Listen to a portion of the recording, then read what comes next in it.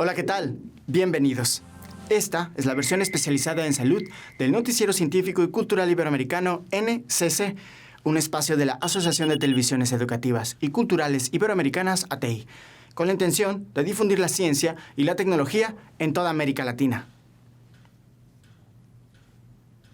Tras un año y fracción de pandemia, se sabe que el coronavirus ataca severamente el sistema respiratorio de una persona. Es importante saber que el virus no permanece confinado en una sola parte del cuerpo y en ocasiones también puede invadir el sistema nervioso central y causar patologías neurológicas.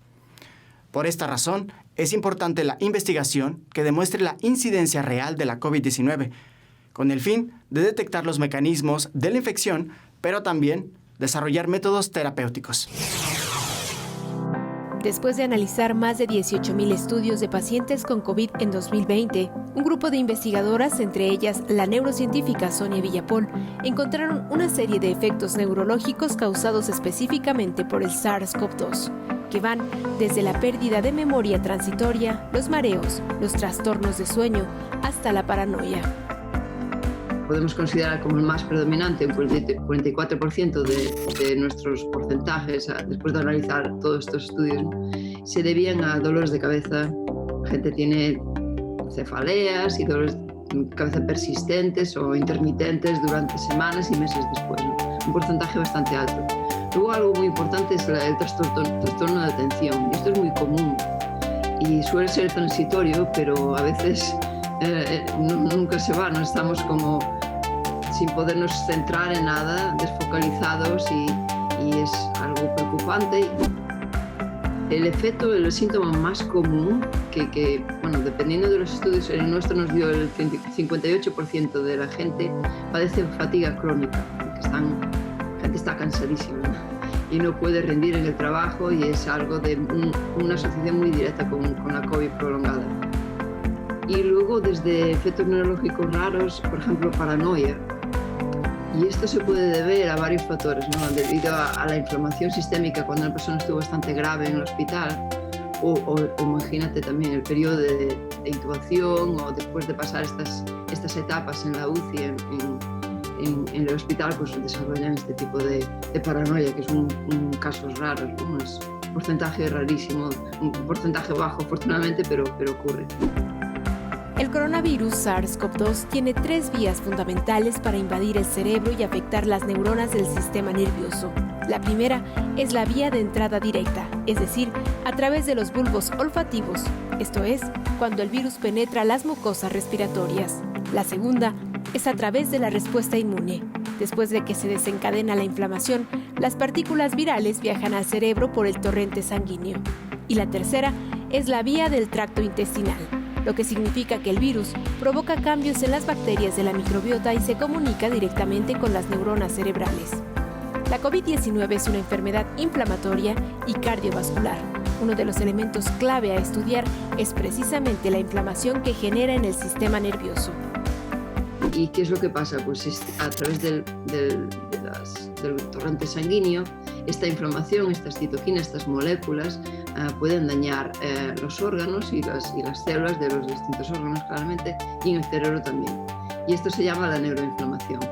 Y esto trae consecuencias, ¿no? Normalmente la inflamación se elimina. Hay células gliales, células del cerebro que hacen como la limpieza de todos estos residuos, de estas partes tóxicas que pueden dañar a las neuronas irreversiblemente. Pero en circunstancias se acumula y esa inflamación no se elimina. La gente que tenía demencia o que tenía gente mayor con demencia, con Alzheimer o con otro tipo de enfermedad de este tipo, cuando pasó la COVID y sobrevivió la COVID, todos estos problemas de su enfermedad se aceleraron y esto es un porcentaje de alrededor del 70-80% de estas personas pues encontraron un deterioro de sus enfermedades después de superar la COVID. Entonces es un tema a considerar muy importante, por lo tanto los fármacos que hay para la COVID, la mayoría de ellos tienen una finalidad que es eliminar esta inflamación. Desde México, reportó para el Noticiero Científico y Cultural Iberoamericano, NCC, Karen Rivera, de Canal 22. El proceso para el desarrollo de una vacuna puede tomar varios años. desde la investigación, pasando por la etapa de ensayos hasta su fabricación en masa. No obstante, el compromiso financiero y político que trajo consigo la pandemia por coronavirus ha logrado acelerar todo este procedimiento, haciendo realidad que a este punto las vacunas contra el SARS-CoV-2 ya puedan ser producidas también en América Latina. Argentina superó el control de calidad del primer lote de vacunas Sputnik V producido en el país. Así lo informó el miércoles la ministra de Salud. El Instituto Gamaleya ha confirmado el control de calidad satisfactorio de los 3 lotes de cada uno de los componentes. Son 3 lotes consecutivos del componente 1, 3 lotes consecutivos del componente 2 que se enviaron hace semanas al Instituto Gamaleya, formulados, llenados en Richmond, en Argentina, para su control de calidad. La funcionaria adelantó que el gobierno avanzará firmemente en la importación de antígenos para que Argentina sea parte de la cadena de producción. Según la planificación original, el laboratorio argentino comenzará este mes con la producción de 1 millón de dosis mensuales por un año, hasta terminar de construir una nueva planta donde se propone llegar a 5 millones de dosis por mes. Esto convertirá al país en el primero de América Latina en producir la vacuna Sputnik V, registrada en más de 60 países y cuya eficacia, según estudios, supera el 90%. Hace unos meses, la farmacéutica francesa Sanofi puso su capacidad de producción al servicio de sus competidores, ya que en sus instalaciones de Frankfurt, Alemania, se fabricaron millones del inmunizante de Pfizer. Esto después de que el gobierno francés pidiera a la firma que prestara su cadena de producción para acelerar la elaboración de las esperadas dosis. No obstante, tras meses de pruebas, la farmacéutica europea por fin anuncia su propia vacuna, que estará lista a finales de este año. Después de varias pruebas y uno que otro fracaso, finalmente la vacuna francesa de Sanofi se abrirá paso en el mercado de las vacunas contra la COVID-19. Según la farmacéutica francesa, la vacuna estará lista a finales de este año. Fue desarrollada en colaboración con el laboratorio británico GlaxoSmithKline. Tras un primer fracaso en 2020, Sanofi anunció que esta vez los resultados de sus ensayos clínicos fueron positivos en su fase 2. La vacuna, basada en proteínas recombinantes, produjo anticuerpos en todos los grupos de edad. Además, las dosis pueden ser almacenadas de forma convencional. No necesitan congeladores especiales como las de Pfizer. Antes de obtener la aprobación reglamentaria, la vacuna de Sanofi se someterá a un último estudio de fase 3 con 35.000 participantes. Este estudio examinará la eficacia de la vacuna en determinadas variantes. La Unión Europea, Estados Unidos, Reino Unido y Canadá son los primeros compradores en la lista de espera.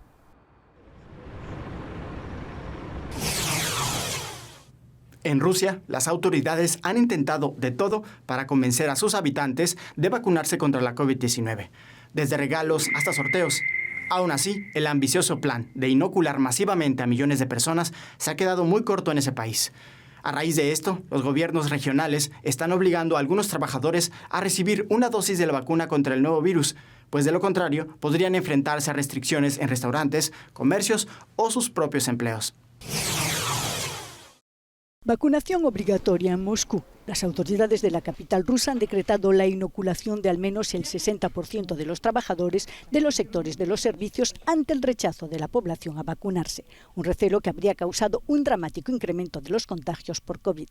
Si el número de contagios continúa subiendo al ritmo actual, ya no quedarán camas libres en los hospitales en un plazo de 3 semanas. El alcalde de Moscú ha advertido en un comunicado que actualmente 12.000 personas están hospitalizadas en estado grave.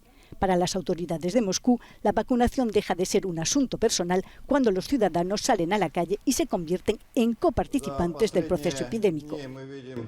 Y para dar más énfasis a su llamamiento a la vacunación, Sergei Sobyanin visitó un hospital donde recalcó el número de casos graves en Moscú ha aumentado en un 70% y en consecuencia estamos abriendo nuevos hospitales para los enfermos de coronavirus.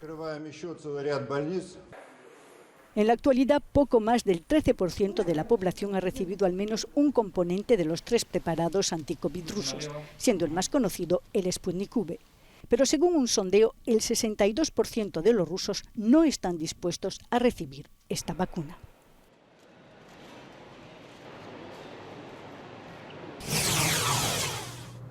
Una de las preguntas más frecuentes durante estos tiempos de pandemia es ¿cuánto tiempo nos protege una dosis completa de la vacuna contra el coronavirus? Estudios recientes encontraron una disminución de anticuerpos semanas después de haber recibido alguno de los inmunizantes. Temores que se reavivan tras la llegada de nuevas variantes del virus que han restado efectividad a las vacunas. Ante esto, el gobierno chino analiza la posibilidad de una tercera dosis. China está planteándose reforzar la vacunación de su población, inoculada mayoritariamente con antígenos de manufactura local de virus inactivado, con una dosis adicional de la vacuna de ARN mensajero desarrollada por Pfizer y BioNTech, informaron este jueves medios locales. Fuentes cercanas a los reguladores farmacéuticos chinos citadas de manera anónima por el diario local Caixin indicaron que las autoridades chinas plantean usar la vacuna de Pfizer-BioNTech como dosis de refuerzo para la gente que ha recibido vacunas de virus inactivado. Desde hace meses, la comunidad científica debate sobre la necesidad y la efectividad de inyectar una tercera dosis que podría ser de vacunas distintas a la inoculada con anterioridad. Según el presidente de Fosun Pharma, socia china de BioNTech, la producción nacional podría comenzar antes de que termine el presente mes y su objetivo es poder manufacturar 1.000 millones de dosis antes de que termine 2021. De aprobarse, la citada vacuna sería la primera de ARN mensajero y la primera desarrollada por compañías extranjeras en obtener la luz verde en la China continental. China está ya en la tercera fase de ensayos clínicos de su propia vacuna de ARN mensajero, desarrollada por la farmacéutica Walvax y el ejército chino. Sean parte de nuestros canales de WhatsApp y Telegram. En un momento, regresamos.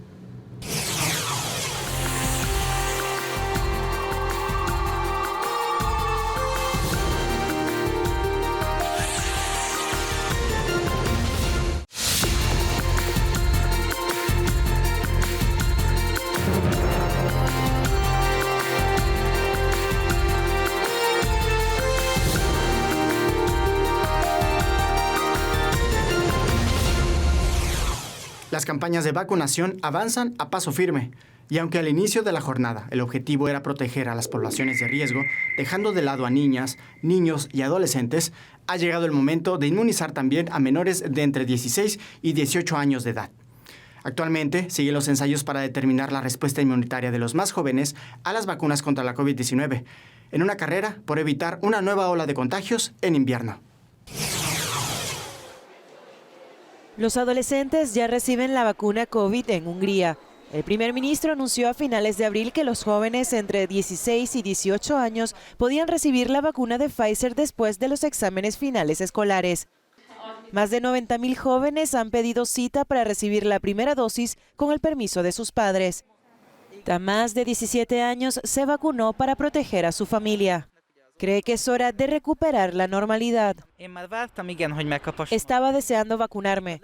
Cuando se anunció por primera vez que se vacunaría a mi grupo de edad, empecé a dudar si pediría la vacuna o no. Pero unas semanas antes de que empezaran oficialmente la vacunación, supe que sí lo haría. Bence tampoco quiso llevar el virus a casa. Él ya recibió la primera dosis, pero varios de sus familiares siguen en la lista de espera. Practico el ciclismo de forma competitiva y por el bien de mi familia y amigos no quería contagiarme. El coronavirus no es indiferente a los jóvenes. Según el virólogo Miklos Rusvail, los síntomas posteriores a la infección suelen aparecer meses después de haberlo superado.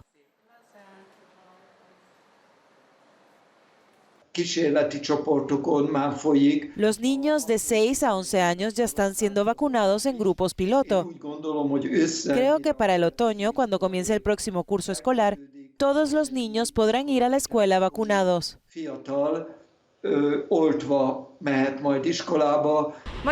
Hay 6 vacunas disponibles en Hungría. Además de las vacunas de Pfizer y Moderna, también están disponibles las de AstraZeneca y Johnson & Johnson, así como la china Sinopharm y la rusa Sputnik V. Hasta ahora, casi 4,5 millones de personas han recibido su primera dosis. Según los planes del gobierno, a mediados de junio podrán vacunarse quienes solo acepten las vacunas occidentales. Especialistas en salud advierten que para acabar con la pandemia por coronavirus es necesario que toda la población mundial esté vacunada. Esto, por supuesto, también incluye a niñas, niños y adolescentes, quienes en un principio habían sido rezagados en prioridad. Varios laboratorios ya han adelantado ensayos en esta población, cuyos resultados arrojan efectos secundarios similares a los presentados en adultos, como fiebre, escalofríos o dolores de cabeza. Por su parte, Cuba ya comenzó ensayos en infantes en espera de resultados positivos. Autoridades sanitarias y científicos cubanos comenzaron el lunes a ampliar un ensayo clínico en niños y adolescentes de Soberana 02 y Soberana Plus, 2 de los 5 candidatos vacunales desarrollados en Cuba contra la enfermedad del nuevo coronavirus, COVID-19. Después de demostrarse la seguridad en un grupo inicial de 25 voluntarios de entre 12 y 18 años, comenzó la vacunación con la primera dosis de Soberana 02 de otros 25, pero de entre 3 y 11 años. Hemos estado revisando el proceso de vacunación, de inclusión, de evaluación de cada uno de los niños, que sea el correcto, que esté correctamente firmado el consentimiento y en el caso de los niños de 12 a 18 años, el asentimiento, que estén de acuerdo en participar en este ensayo clínico. Los 350 niños y adolescentes involucrados en el estudio recibirán 2 dosis de Soberana 02 y una tercera de Soberana Plus, con un intervalo de 28 días entre cada inmunización.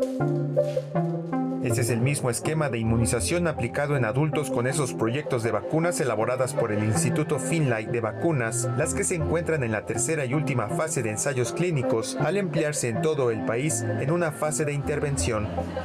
Cuba, que tiene 11,2 millones de habitantes, enfrenta una tercera ola de contagios de la COVID-19, que obligó a volver a aplicar en todo el país medidas como la suspensión presencial del curso escolar, así como el cierre de lugares públicos como casas de renta y hoteles, además de bares y restaurantes.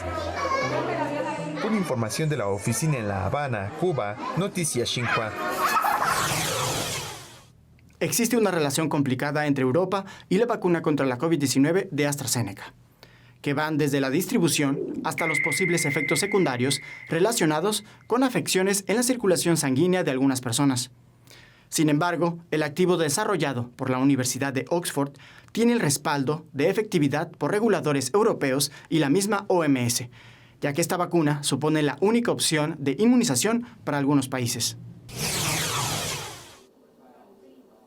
La vacuna de AstraZeneca contra la COVID-19 es segura y eficaz. Un estudio con más de 30.000 voluntarios en Chile, Perú y Estados Unidos muestra que es un 79% eficaz en la prevención de la enfermedad sintomática y un 100% contra sus formas graves. Nada indica, asegura la compañía anglo-sueca, que pueda provocar problemas en la coagulación de la sangre. Los resultados del ensayo de Estados Unidos se suman a los de Oxford y a un conjunto creciente de datos del mundo real que demuestran que esta vacuna es bien tolerada y altamente eficaz contra todas las severidades de COVID-19 y en todos los grupos étnicos y de edad estudiados. Este mismo estudio ha determinado que la vacuna es eficaz en un 80% en las personas mayores de 64 años. España, que reanudará la vacunación con el preparado de AstraZeneca el miércoles, planea permitir su uso en personas de hasta 65 años. Su eficacia en adultos mayores sigue siendo una gran preocupación para la docena de países europeos que han reanudado las inoculaciones con esta vacuna. Pero si algo reprocha Bruselas a AstraZeneca es que abastezca sin retrasos al Reino Unido y recorte periódicamente las entregas a los 27, que amenazan con bloquear las exportaciones de las dosis producidas en la UE. Las conversaciones mantenidas con los socios de la UE en los últimos meses me han tranquilizado. Ya no quieren ver bloqueos. Creo que eso es muy importante, pero está claro que lo que nos importa en el Reino Unido es que sigamos con el despliegue del programa de vacunas. A pesar de su discurso, Johnson se reunirá el jueves con varios líderes europeos para intentar despejar una amenaza que puede frenar una de las campañas de vacunación más exitosas del planeta. A pesar de que las jornadas de vacunación contra el coronavirus suponen un éxito mundial, lo cierto es que muchos países se encuentran estancados en la primera dosis, ya que los problemas de abasto y distribución han significado un reto importante. Ante este panorama, Cuba presenta Abdala, uno de los 5 inmunizantes desarrollados en la isla que buscan hacer frente a la enfermedad, pero también abastecer a quienes más lo necesiten. Cuba se alista para recibir luz verde a su vacuna Abdala y reforzar la lucha contra el coronavirus. Con más del 92% de eficacia, ya ha sido aplicada en las zonas más afectadas de la isla. El Centro para el Control Estatal de Medicamentos debe autorizar su uso de emergencia para ampliar su despliegue. Una aprobación más que bienvenida en América Latina, que enfrenta el incremento de casos y una escasez de inmunizantes. El problema serio que hemos tenido y seguimos teniendo en nuestra región es precisamente la disponibilidad de vacunas. Todos nuestros países han empezado a vacunar, pero vamos lento porque, claro, dependemos de este insumo valioso. A la espera de datos que respalden su eficacia, las características de la Abdala resultan atractivas. Al basarse en una proteína recombinante, puede ser almacenada de 2 a 8 grados de refrigeración. Otra ventaja para la distribución en la región. Que ha habido dificultades para la distribución equitativa de las vacunas, que va a continuar, que desafortunadamente va a continuar, y entonces tenemos países en los cuales cerca del 60% de la población ya tiene el esquema completo de vacunación, o el 80% ya tiene al menos una dosis, mientras que tenemos países que menos del 5% ha recibido siquiera una dosis. Antes de su aprobación, la vacuna ya interesa a más de 30 países, especialmente los aliados políticos como Irán, Argentina, Vietnam, México y Venezuela. Para los acuerdos bilaterales de compra no es necesaria la aprobación de la Organización Mundial de la Salud. Siempre nosotros los cubanos ayudando al prójimo, ¿entienden? Cosa que no hacen otros países del mundo, que tienen más posibilidades que nosotros, y nosotros sin ningún tipo de problema ayudamos al que lo necesita. Abdala es uno de 5 proyectos de inmunizantes que desarrolla Cuba. Para un país pobre y con escasez de comida y medicamentos, puede parecer sorprendente ese despliegue. Pero responde a una larga experiencia de la isla desarrollando sus propias vacunas debido al embargo estadounidense. Con el desarrollo y exportación de estos nuevos inmunizantes contra el COVID, Cuba también puede reforzar las arcas del país, que enfrenta su peor crisis económica en 30 años. De todas formas, primero tendrá que vacunar a toda su gente, un objetivo establecido para finales de 2021, antes de empezar a exportar dosis. La falta de empleo y oportunidades que ha causado la crisis sanitaria afecta de manera desproporcionada a ciertos sectores poblacionales. Esto los vuelve vulnerables al consumo excesivo de determinadas sustancias. La recesión económica que enfrentan algunos países amenaza con agravar el consumo de productos nocivos para el cuerpo, como en el caso de Honduras, que ha presentado un alto consumo de tabaco como resultado de la pandemia. El consumo de tabaco en Honduras se ha incrementado a causa de la pandemia de COVID-19. Así lo expresaron diversas fuentes este 31 de mayo, Día Mundial sin Tabaco. La doctora Etelvina Mejía, docente de la Facultad de Medicina de la Universidad Nacional Autónoma de Honduras, sostiene que el encierro y otros factores asociados a la crisis sanitaria podrían causar el aumento de consumo no solo de tabaco, sino también de alcohol, aunque no se arriesga a precisar cifras. Asimismo, el director del Instituto Hondureño para la Prevención del Alcoholismo, Drogadicción y Farmacodependencia, Alex Santos, aseguró que durante la pandemia de COVID-19, algunas personas fumadoras duplicaron el consumo de cigarrillos. Santos recordó que el tabaco contiene más de 4.000 sustancias, de las que 200 provocan enfermedades cancerígenas graves, y según cifras de la entidad que dirige, al año en el país se gastan $51,5 millones para atender pacientes con enfermedades asociadas al consumo de tabaco. El funcionario de nuevo hizo un llamamiento a los hondureños a evitar el consumo de tabaco y alcohol porque son males causantes de enfermedades y otros hechos lamentables, como los accidentes de tráfico por la alta ingesta alcohólica en el país. Gracias por acompañarnos en este viaje informativo en el Noticiero Científico y Cultural Iberoamericano, NCC, especializado en ciencias médicas y tecnología de la salud. Recuerden que también tenemos ciencia, tecnología y cultura con Iván Carrillo y Ana Cristina Olvera. Gracias a los socios de ATEI, que a través de sus plataformas hacen posible esta transmisión. También gracias a las agencias informativas AFP, EFE, Notimex, Xinhua, Euronews y Deutsche Welle. Visite nuestra página noticiasncc.com, utilice nuestra aplicación móvil y síganos en nuestras redes sociales. Nos encuentran como NCC Iberoamérica. Soy Jonas Birmar. Cuídense mucho. Nos vemos en la próxima.